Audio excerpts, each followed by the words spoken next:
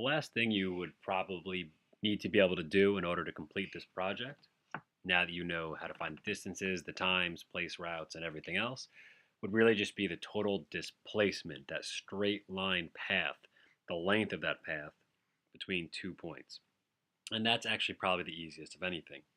All you'll have to do once you have your route planted out would be to come up here to this last option, which is the measure distances and areas. We're not concerned about the areas, but if you click that, you wind up getting these little crosshairs. Now, all you have to do, it's quite simple. Well, if I want to go from Indian Hills here down to Dairy Queen, I just have to click once where I start.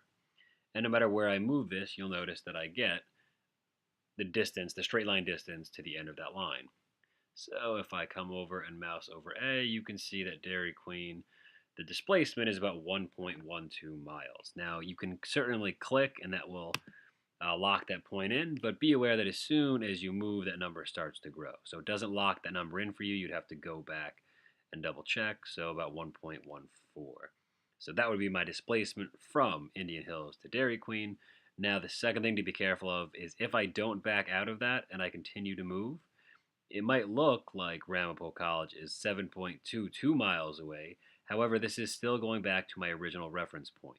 So you'll notice this was about 1.14, 1.13. As soon as I begin to move away, it just adds to that. So it's only really a measure of displacement if you're only placing one line. So the key to that would be to hit escape, and you'll have to go back up here and choose that again. So now I will go from Dairy Queen to Ramapo College, which is about 6.11 miles. If you're good with this, I can then hit escape, and I still have that tool out. So as long as you remember to hit escape once after each measurement, you should be able to start all over again. So hit escape, move, escape, move.